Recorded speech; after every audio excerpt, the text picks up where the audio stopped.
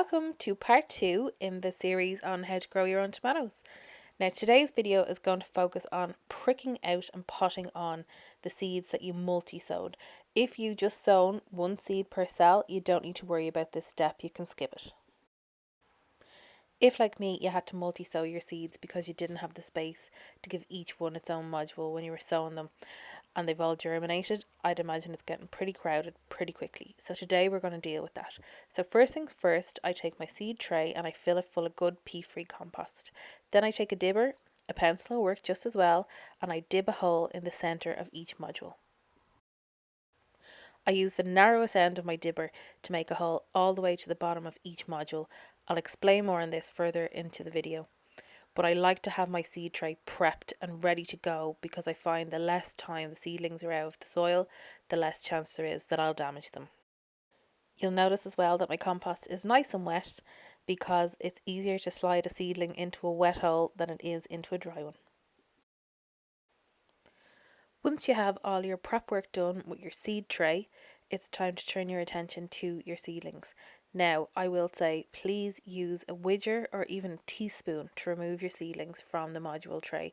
It can be very tempting to just take them by the stems and gently pull, thinking the whole thing will lift out, but you're really just going to run the risk of damaging the seedlings to the point of no return. So please use something to take them out of the module tray. Now, once you have your seedlings safely out of your tray, it's time to separate them. So I like to remove any excess soil from around them, and then you're very gently going to take them by the leaf and gently tease them apart. Try to avoid touching the stem, because if you damage the stem, that's it, it's game over for the seedling, it's gone. Whereas if you damage the leaf, it's only the seed leaf, it's absolutely fine, it will recover. So prise apart a few at a time and then get them planted so that they're not out of the soil for too long. I use my dibber to just gently guide them down into the hole. If your seedling is particularly leggy, it's beneficial to do a deeper hole because you can bury it down nearly up to the first leaf, and what happens is there's tiny hairs on the stem there called trichomes, and they will develop more roots. So it'll do absolutely fine by burying it down a bit, and it's very helpful for if your seedlings have gotten leggy and too tall.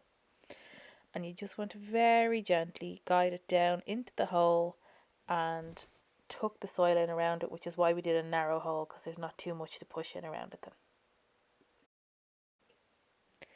While I'm on the subject of leggy seedlings, I just want to say that I don't start my tomatoes until April for this very reason.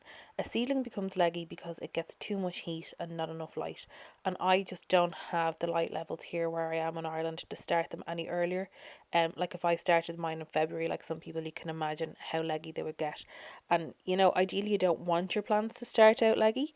They can be saved, they will be fine, but in an ideal world you're giving them the best start if they get the light that they need. So I don't start mine any earlier. So it's something to bear in mind that they do grow quite quickly. They will catch up, but definitely look at the light levels in the area and gives them the best start by not sowing them too early. As always, I hope you found this video informative and helpful. If you have any questions, please do leave them in the comments below. And thank you very much for watching, and I will see you in another maybe week or two for the third part of the video, what to do with your plants as they get bigger.